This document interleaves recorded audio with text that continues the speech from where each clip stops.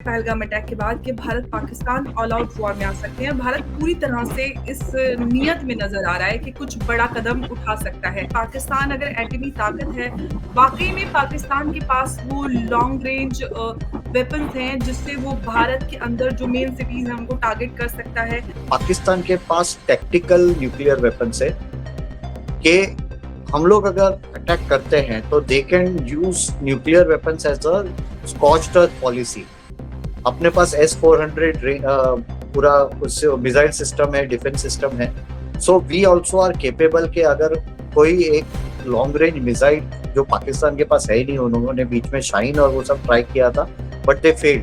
पाकिस्तान भी ये कन्वेंशनल के बदले unconventional, asymmetric, hybrid, fifth generational warfare में प्रिफर कर रहा है कि आतंकवादी को यूज करो, बॉम्ब ब्लास्ट करो, किलिंग करो, instead of going for all out war. जय हिंद, नमस्कार। मैं अंबर जैदी स्वागत करती हूँ आप सबका एक बार फिर से हमारे आज के कार्यक्रम में। और आज हम एक बार फिर से, जैसे कि आप सब जानते हैं कि पहलगाम अटैक के बाद भारत और पाकिस्तान के बीच खासी टेंशन बनी हुई है। और इस सब के बीच जो भारत है उसने डिप्लोमेटिक एक्शंस पाकिस्तान के खिलाफ लिए, लेकिन काइनेटिक मेजर्स क्या हो सकते हैं उसको लेकर अभी भी बहुत सारे सवाल और एक बहस बनी हुई है कि आखिर क्या कदम उठा सकता है भारत पाकिस्तान के खिलाफ, क्योंकि पाकिस्तान में भी खौफ है। और इसी सब को लेकर हम आज चर्चा करेंगे कि अगर Bharat Pakistan all out war में आते हैं तो क्या कुछ हालात हो सकते हैं, क्योंकि हमने कई बार अपने ही देश में लोगों को भी कहते सुना है, कई सारे बड़े नेताओं को, कि पाकिस्तान एक एटमी ताकत है तो पाकिस्तान से पंगा लेना छोटी बात नहीं है, या सोच समझ कर कदम उठाने चाहिए। लेकिन फिलहाल भारत ऑफेंसिव मोड में नजर आ रहा है और क्या कुछ रिpercussions हो सकते हैं अगर Bharat Pakistan all out war में जाते हैं।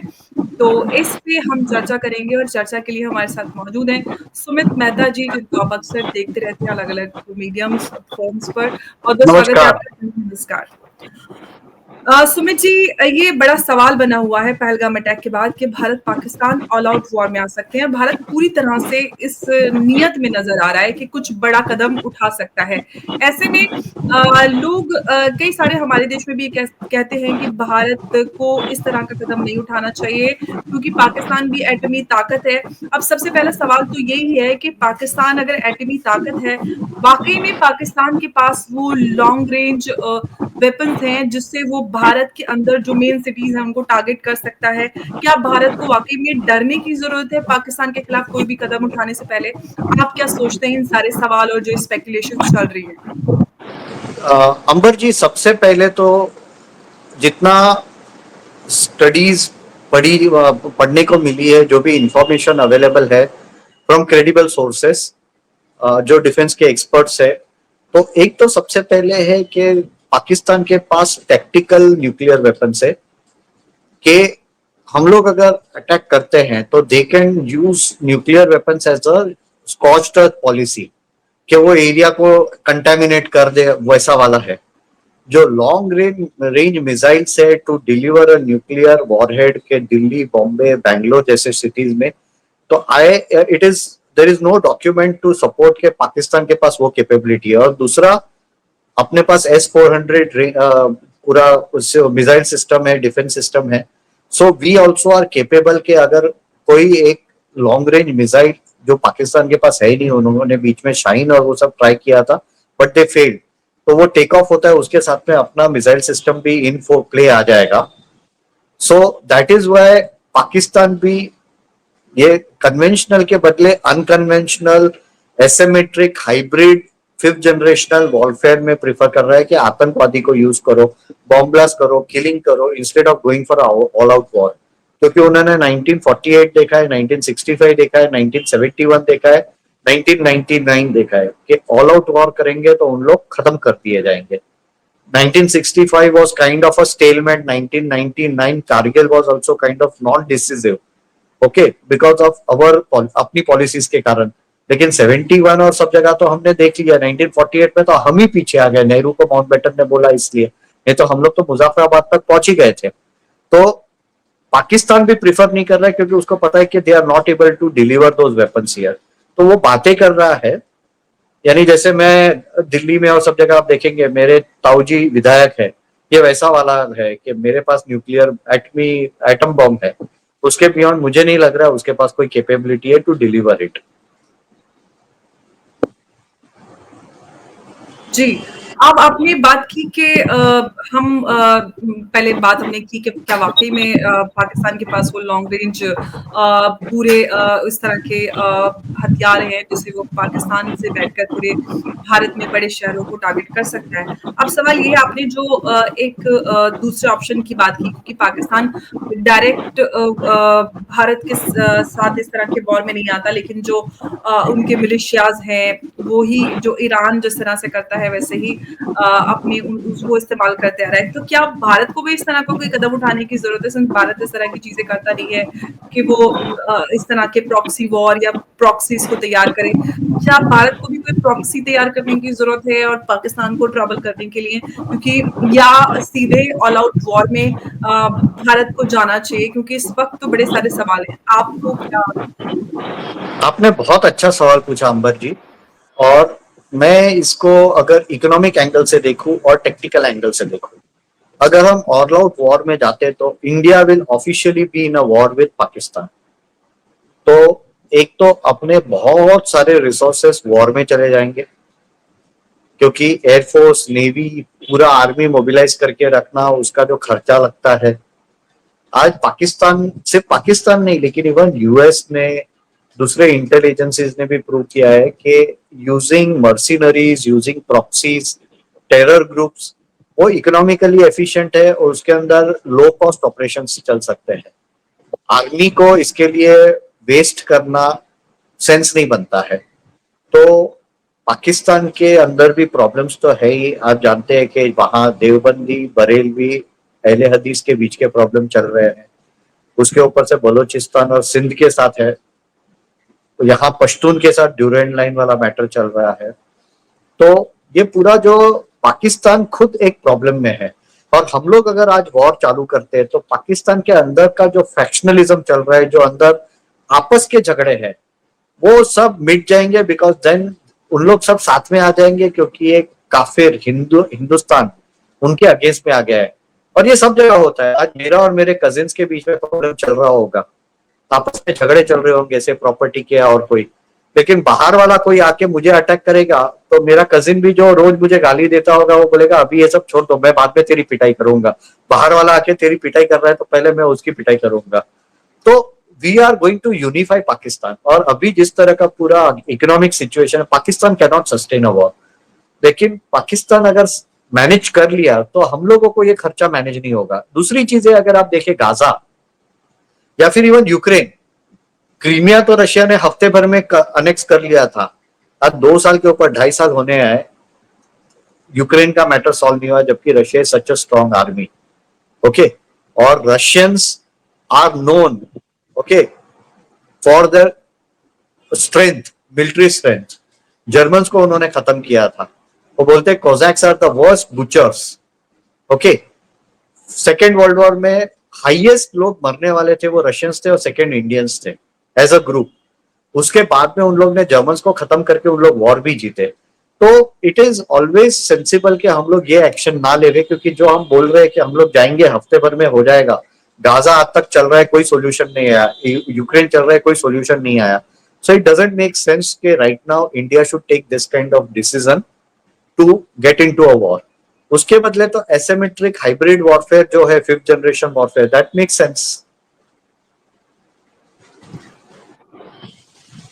सुमित जी, ये भी सवाल है कि जो लोग ये फैसला करके बैठे हैं, बहुत सारे एक्सपर्ट काफी गुस्से में नजर आ रहे हैं, कह रहे हैं नहीं, वंस फॉर ऑल पाकिस्तान को एक बार सेट कर देना चाहिए, ऑल आउट वॉर में जाना चाहिए, क्योंकि पाकिस्तान पिछले 78 सालों से परेशान कर रहा है और भारत ने कभी भी कोई भी ऑफेंसिव पॉलिसी नहीं अपनाई है, कभी भी फर्स्ट उन्होंने खुद खुद से इनिशिएट करके पाकिस्तान की तरफ कोई वॉर नहीं अपनाया। और इस बार भी पाकिस्तान ने उकसाया है, जिस तरह से हमारे सिविलियंस को टारगेट किया है, और ये पूरी तरह से क्लियर हो चुका है क्योंकि पाकिस्तान के डिफेंस मिनिस्टर ने स्काई न्यूज में खुद ये इंटरव्यू में एक्सेप्ट किया है कि हम पिछले 30 सालों से ये डर्टी जॉब करते आए हैं for America, west and Britain. तो इस सब के बाद अगर डायरेक्ट ऑल आउट वॉर में जाते हैं तो क्या या फिर न्यूक्लियर वॉर भी देखा जाए, क्योंकि दोनों ही देशों के पास न्यूक्लियर ताकतें हैं दोनों। तो अगर ऐसा होता है तो क्या जीत होगी न्यूक्लियर वॉर में जाने के बाद? सी, सबसे पहले वॉर जो ऑन द ग्राउंड लड़ा जाता है उसमें जब तक अपने मिलिट्री जैकबूट जिसको कहते हैं, यानी अपने सोल्जर्स जब तक पूरा लैंड मास का कंट्रोल ना ले ले और वहां अपना एक एनफोर्समेंट और डिसिप्लिन ना इम्पोज कर सके, तब तक वो एरिया अपने कंट्रोल में नहीं है। आज हम लोगों को जो सिक्योरिटी फोर्सेस कश्मीर में डालने रखने पड़ रहे हैं, रीजन है because we should be able to enforce it. 1989 इसलिए हुआ क्योंकि वहां लॉ एंड ऑर्डर का जो पूरा, यानी स्टेट का जो पैरामिलिट्री फोर्सेस था या पुलिस फोर्स था, they are not able to enforce the law and order and discipline and the rule कि हमारा राज है, उसके लिए हमारे जैकबूट्स वहां रहने चाहिए। अमेरिका इतने सालों से अफगानिस्तान में लड़ रहा था, कुछ कर पाया? कुछ नहीं कर पाया। हम लोग अगर आज वॉर चालू करते हैं तो see, India and Pakistan are amongst the most well trained armies in the world. Okay, उनका हेरिटेज तो एक ही है। पाकिस्तान जब बना तो आर्मी का भी बंटवारा हुआ, लेकिन जिस तरह का एक रेजिमेंटाइज्ड आर्मी ये दो देश हमारे पास और पाकिस्तान के पास है, both are equally well trained. अब मैं सच बोलूं तो Pakistan army is also amazing army. Whether we like them और dislike them is a different thing. मेरे कुछ आर्मी में कॉन्टेक्ट्स है जिन्होंने यूएन पीस कीपिंग फोर्सेस में अफ्रीका में काम किया है। They work very closely with Pakistani officials, और उन लोग भी तारीफ करते हैं कि इन लोग में जो ट्रेनिंग लेवल है, जो डिसिप्लिन है। ओके, कुछ चीजें तो गलत है, वो गलत है, करप्शन है जिस तरह से उन लोग देश चला रहे हैं, but Pakistan is a garrison state, तो उसके ऊपर कंप्लेन नहीं करना चाहिए। तो ये वाला जो है इट विल बिकम डिफिकल्ट, और बाद में वो एरिया कब तक हम कंट्रोल कर पाएंगे? उसके बाद में हम वहां अगर लोकल अपराइजिंग हुआ, वहां टेरर अटैक के थ्रू काम हुआ, तो हम लोग वो मैनेज कर पाएंगे? ये सब क्वेश्चंस भी आते हैं। तो इट विल बी अपने पास उतना, और अगर हम पाकिस्तान के ऊपर अभी आज पूरा अटेंशन डालते हैं और यहाँ बांग्लादेश में चिकन नेक के पास कुछ हो गया तो क्या? सो हम लोग we have to think from all the directions के लद्दाख साइड से, और वहां से चाइना ने कुछ किया तो क्या? क्योंकि जनरल रावत ने बोला था अबाउट अ 2.5 फ्रंट कि we are ready, but it make sense. ये पहला है मिलिट्री एंगल से, दूसरा इकोनॉमिक एंगल से कि डज इट मेक सेंस अभी हम लोग मिलिट्री एक्शन लेके इतना खर्चा करें? आज वॉर में कितने लाखों करोड़ों खर्च हो जाएंगे हमें भी नहीं पता है। आज अगर अज्यूमिंग 2-4 लाख करोड़ खर्च होते हैं, 2-4 लाख करोड़ रुपया एक वॉर में खर्च करके बर्बाद करना, वो हमारे लिए ज्यादा महत्व का है, या फिर हमारे लिए 2-4 लाख करोड़ का इंफ्रास्ट्रक्चर बने, जिसका आईआईएम बैंगलोर का ही रिपोर्ट था, स्टडी था कि 3.1 टाइम्स का उसका इकोनॉमिक मल्टीप्लायर है। यानी 4 लाख करोड़ का अगर एक्सपेंडिचर करते तो 12 लाख करोड़ रुपए का जीडीपी का ग्रोथ होता है। तो हमारे लिए क्या इंपॉर्टेंट है? हमारे लिए ये भी सोचना जरूरी है। इमोशंस है, लेकिन इमोशंस एब्सोल्युटली कहते हैं कि होश नहीं गंवाने चाहिए जोश में, और भारत अभी जिस तरह से इकोनॉमिकली ग्रो कर रहा है, ऐसे में बहुत ज़रूरी हो जाता है कि हम सोच समझकर कोई फैसला हम लें। और ऑफ कोर्स जैसे कि जनरल बिपिन रावत ने कहा था कि भारत को सिर्फ पाकिस्तान से खतरा नहीं है, 2.5 फ्रंट वॉर की बात की थी। तो ऐसे में आपने चिकन नेक की बात की, और हमारा जो बीते महीनों में बांग्लादेश के साथ जिस तरह रिश्ते खराब हुए हैं, कई सारे चैलेंजेस अभी भारत के सामने हैं, प्लस जिस तरह से हम ग्रो करें, इस सब के चलते एक और बड़ा सवाल या हम कहे सुझाव जो हमारे एक्सपर्ट की तरफ से आ रहा है वो ये है कि इकोनॉमिकली पाकिस्तान को ब्लॉकेड करने के लिए जरूरत है, जो पाकिस्तान की ऑक्सीजन पाइपलाइंस है उसको ब्लॉक करना जरूरी है, चोक कर दिया जाए, ताकि एक एक लंबा और गहरा असर पाकिस्तान के ऊपर पड़े। जो डिप्लोमेटिक एक्शंस लिए हैं उसका तो एक परिणाम दिख ही गई, लेकिन इकोनॉमिकली किस तरह से पाकिस्तान को ब्लैक लिस्ट में एफएटीएफ की डाला जाए, और क्या कुछ किया जा सकता है जिससे पाकिस्तान को पूरी तरह से चोक कर सकते हैं? सी, बहुत डिफिकल्ट है क्योंकि पाकिस्तान का क्रिएशन यूके ने किया था, ब्रिटेन ने किया था, और पाकिस्तान का आइडिया 1942 में लॉर्ड वेवल ने मैप पे बना के रख दिया था। क्योंकि अगर हम इतिहास देखें तो लॉर्ड वेवल और पूरा ब्रिटिश पॉलिटिकल सर्कल को पता था कि Jawaharlal Nehru will always be close to Soviet Union क्योंकि he was very much influenced by the socialist ideology. और वो हर साल जो इंटरनेशनल सोशलिस्ट का एक पूरा मीट होता था उसमें वो जाते रहता था रेगुलरली कई सालों तक। तो उनको पता था, तो उन्होंने तब लॉर्ड वेवल ने मैप बना डाला था और उसके पीछे का रीजन था कि अगर रशिया और इंडिया बाजू बाजू में होंगे, अगर Pakistan is part of India और रशिया को एक्सेस मिला तो रशिया को अरेबियन सी का और बे ऑफ बंगाल का एक्सेस मिल जाएगा। ओके, तो वो प्लान बनाया कि भैया पहले ही पार्टीशन करो, जितना उसमें हेल्पफुल हुआ उसको कि ये पार्टीशन कराया। ओके, और उस ये पार्टीशन से ये हुआ कि एक बफर स्टेट क्रिएट हो गया जिससे कि रशिया का यानी सोवियत यूनियन का इंडिया तक का एक्सेस बंद हो गया, पॉइंट नंबर 1। और उससे उसको अरेबियन सी और बे ऑफ बंगाल के वार्म वाटर्स का एक्सेस बंद हो गया। ओके, अब ये जो सिचुएशन में पाकिस्तान ने जिस तरह से, और रादर हम लोग भी मुजफ्फराबाद तक गए और बाद में माउंटबेटन के कहने पे अगर मुजफ्फराबाद तक गए थे, यानी टेक्निकली गिलगिट बाल्टिस्तान पीओके अपना हो ही गया था, फिर हम लोग ने क्यों विड्रॉ किया? बिकॉज अगर गिलगिट बाल्टिस्तान अपने पास है, पीओके है, we have access to Central Asia via that small strip of Afghanistan and the Wakhan corridor. तो वो भी रोक के, यानी उन लोग के पास पहले ही मैप बना हुआ था, वो मैप में जिस तरह से चाहिए था नेहरू को बोल के उन्होंने करा लिया, सो दैट ये तो अभी। और उसके बाद में उन लोग ने ये तो डॉक्यूमेंटेड है कि जितने भी सोवियत यूनियन के अंदर जो उन लोग के सर्वेलेंस प्लेन्स जाते थे उसका टेक ऑफ और वो सब तो पाकिस्तान से ही होता था। तो पाकिस्तान को तो उन्होंने यूज किया है and they created it as a garrison state, तो उसको उन लोग गिरने नहीं देंगे जब तक पाकिस्तान से इंडिया को प्रेशर रखने के लिए काम आता है, तब तक उन लोग पाकिस्तान को गिरने नहीं देंगे। तो वी शुड नॉट एक्सपेक्ट कि पाकिस्तान खत्म हो जाएगा। हाँ, उन लोग मस्ती करेंगे, जैसे आप देखिए कि FATF यानी फाइनेंशियल एक्शन टास्क फोर्स में ग्रे लिस्ट किया था पाकिस्तान को, कितनी बार 17-18 बार ग्रे लिस्ट करने के बाद वापस व्हाइट लिस्ट किया है, ब्लैक लिस्ट नहीं किया है। और जैसे ही इकोनॉमी एकदम बर्बाद जैसी हो जाती है उसको वापस निकाल लेते ग्रे लिस्ट से कि नहीं नहीं सब बराबर है। I am aware about meetings in Bombay, FATF आया था तो यहाँ meetings, I am aware about certain meetings कुछ हुए थे उसके बारे में, लेकिन पाकिस्तान को क्यों निकाल लिया कि अब बर्बाद हो गया, पाकिस्तान पूरा खत्म हो गया तो अंदर सिविल वॉर का सिचुएशन हो जाता है, एनआरकी हो जाएगा, तो they can't manage a garrison state, तो वापिस उसको लिक्विड रखो।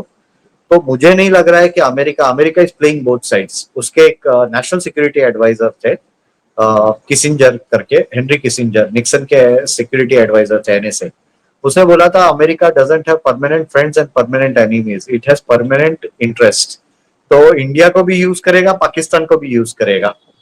पाकिस्तान को उन्होंने रखा ही है इंडिया को ट्रबल करने के लिए, पाकिस्तान को खत्म कर दिया तो इंडिया एकदम चुट्टा, वो बोलते हैं ना चुट्टा सांड बन के घूमेगा। यूएस मिलिट्री एड देता है पाकिस्तान को, वो मेंटेनेंस के नाम पे, इसके नाम पे, उसके नाम पर, बट वो ऑफ कोर्स उनको ऑक्सीजन तो प्रोवाइड करता है पाकिस्तान को। और आपने पूरा जो एनालिसिस आपका रहा कि FATF की ग्रे लिस्ट में तो जाता है लेकिन ब्लैक होता नहीं है, तो पाकिस्तान को इकोनॉमिकली ब्लॉक करना या चोक करना पूरी तरह से वो भी एक चैलेंज हो सकता है। तो ऐसे में क्योंकि अभी पाकिस्तान की बात करें तो पाकिस्तान डोनाल्ड ट्रंप के पास भी पहुंचे हुए हैं, UN का भी बयान आया है कि रेस्ट्रेन मेंटेन करें, उतना एस्केलेट नहीं होना चाहिए था। इस सब के चलते क्या सिचुएशन आपको लगता है कि आगे डेवलप हो सकती है, सिंस भारत जो है काफी ऑफेंसिव मोड में नजर आ रहा है इस वक्त? मुझे लग रहा है साइबर रैटलिंग तो होगी और लोग बहुत ज्यादा एक्साइट हुए हैं, बहुत इमोशनल होते हैं, और ये माहौल थोड़ा बहुत 26/11 जैसा है कि लोगों को वॉर चाहिए। और मेरा हमेशा कहना है कि war is a result of political और इकोनॉमिक फ्रस्ट्रेशन। आज हम लोग पॉलिटिकली अगर मोदी के ऊपर हेवी प्रेशर आ गया, पॉलिटिकल फ्रस्ट्रेशन आ गया कि आपकी तो अब 36 इंच कहाँ है, आपकी तो 5.6 इंच की छाती है, तो he doesn't have option but to go for a war. तो एक बार के लिए जो दूसरे इकोनॉमिक प्रायोरिटीज है वो एक बार के लिए साइड में रख के, जैसे आप देखिए बिल क्लिंटन ने गल्फ वॉर वापस चालू किया ईरान में और वहां, इराक में और वहां, क्यों? क्योंकि मोनिका लेविंस्की गेट के बाद उसके ऊपर जो पॉलिटिकल प्रेशर आया था, इम्पीचमेंट प्रोसीडिंग्स चालू होने से, डाइवर्ट कैसे करे पब्लिक ओपिनियन, तो ये करके कुछ नहीं तो खुद की कुर्सी बचा दो। तो पॉलिटिकल इज वन फैक्टर, और मुझे नहीं लगता कि कभी भी पॉलिटिकल कंपल्शंस में आके वॉर चालू करना चाहिए। इकोनॉमिक यस, बीच में एक बार हम लोग कुछ दोस्त बैठे थे ऐसी वॉर के बारे में, एक रिटायर्ड आर्मी ऑफिसर है वेरी सीनियर, तो बलूचिस्तान की बात हो रही थी। मैं बोला व्हाट इज द सेंस, अगर हमें वहां के नेचुरल रिसोर्सेस मिल रहे हो एक्सप्लॉइट करने के लिए, अगर हम लोगों को वहां से जो भी माइंस है वो सब मिलते हो, जैसे अमेरिका ने क्या किया, कुवैत को बचाने के बदले में उसने जो लॉन्ग टर्म ऑयल कॉन्ट्रैक्ट्स किए, उन लोगों को पैसा मिला है। अमेरिका तो दुनिया भर में सारे नेचुरल रिसोर्सेज देखता फिर रहा है, वहीं जहां नजर आता है वहीं पे हाथ डाल देता है। एग्जैक्टली सी, उन लोग पहले वॉर है ना, आई ऑलवेज से कि war is first plan on the Excel sheet, और उसके अंदर परसेंटेज में आईआरआर कितना परसेंटेज यानी एनुअलाइज रिटर्न कितना बन रहा है, अगर वो बैठ रहा है तो आगे वॉर की बात करो। पहले एक्सेल शीट में वॉर का प्लान करो, उसके बाद में आर्मी को बोलो काम करने के लिए।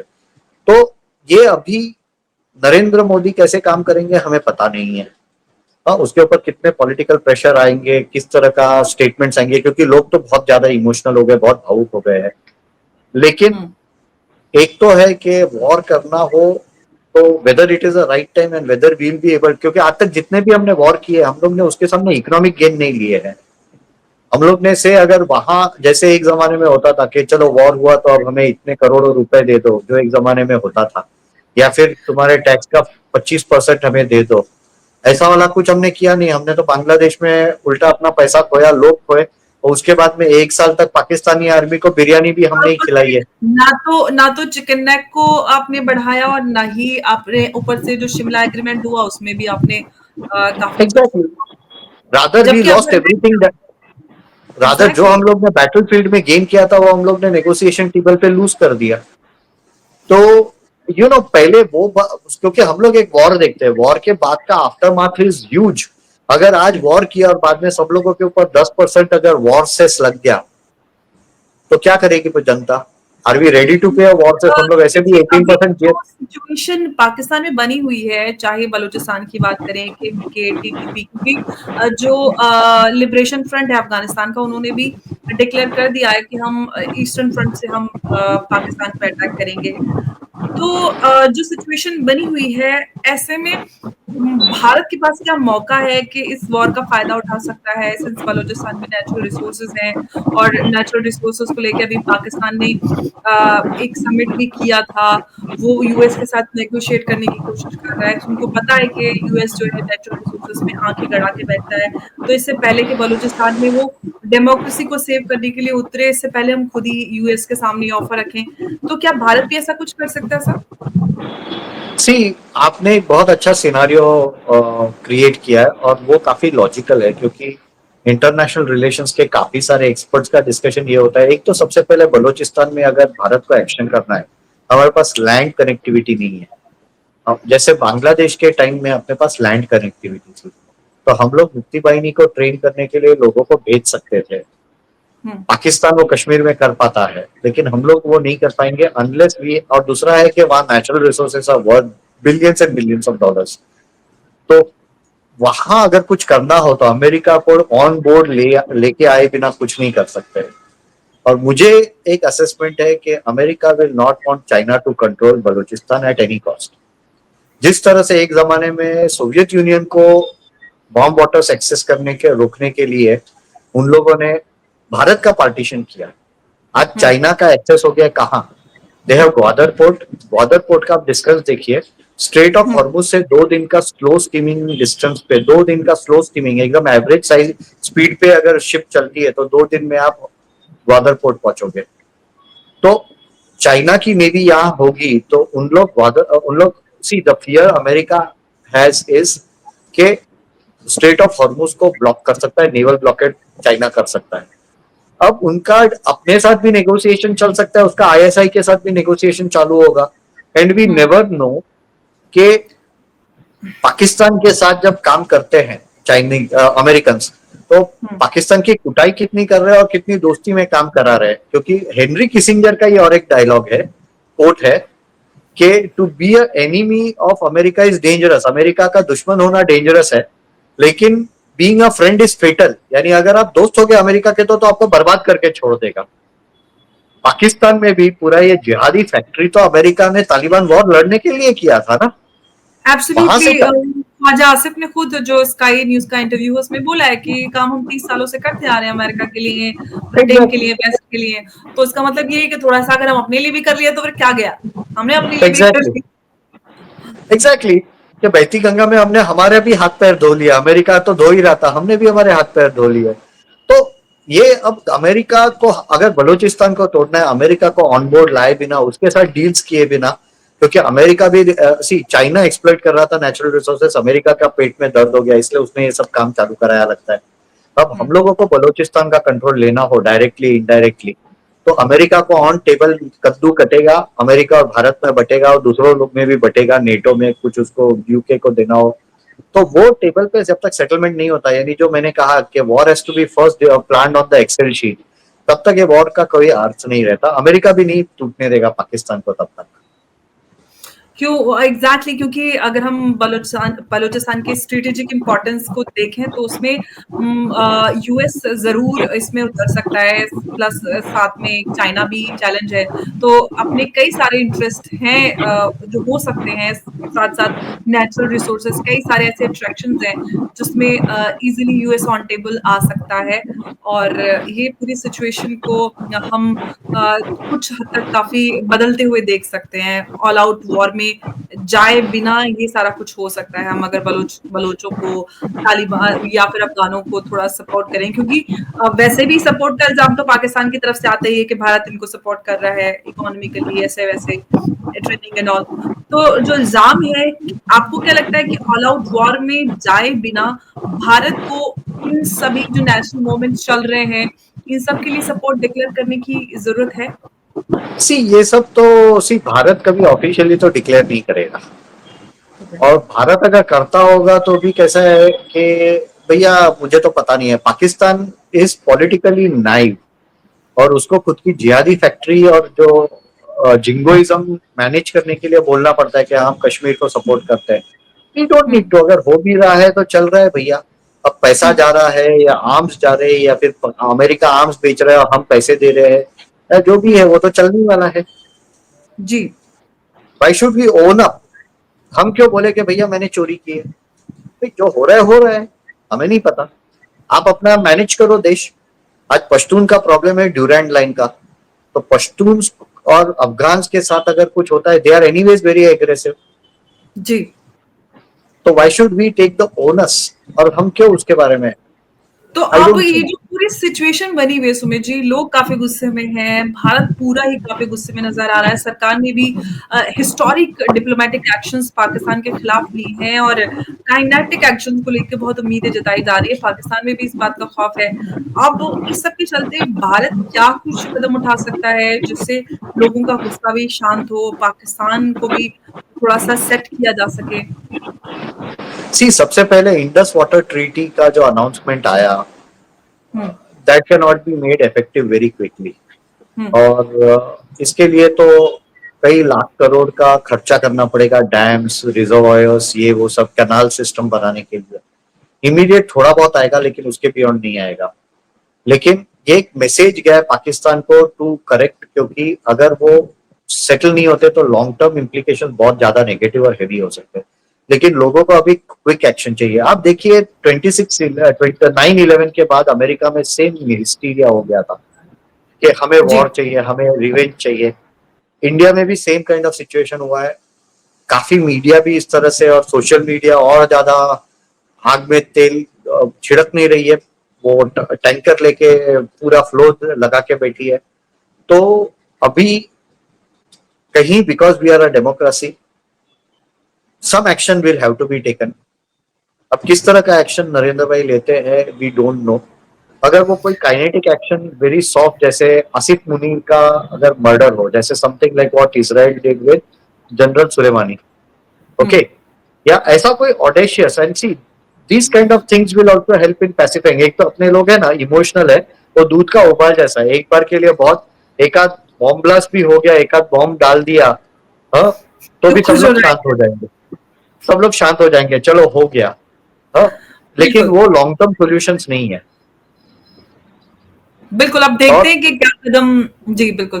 प्लीज़ आप कंप्लीट और कीजिए। दूसरा है कि मोदी जी ने अब जो करना है, क्योंकि सी अगर वॉर चालू होगा तो 2-3 साल से कम तक वॉर नहीं चलेगा। आज रशिया की इकोनॉमी की हालत भी पतली हो गई है। उसके पास जी। नेचुरल रिसोर्सेज है, इसलिए पैसे आ रहे हैं। इथीरियम से बहुत पैसा बन रहा है उसका, क्रिप्टो करेंसी में से। लेकिन इंडिया के पास वो है ही नहीं, उल्टा अपना एक्सपोर्ट है। इतना वॉर चलते रहेगा तो एक्सपोर्ट अपना रफली $840 बिलियन का है, तो एक्सपोर्ट पूरा अटक जाएगा, जो कि मेनली वेस्ट बाउंड है और जाएगा अरेबियन सी से। तो it is going to be difficult, we can not take that risk. Ji.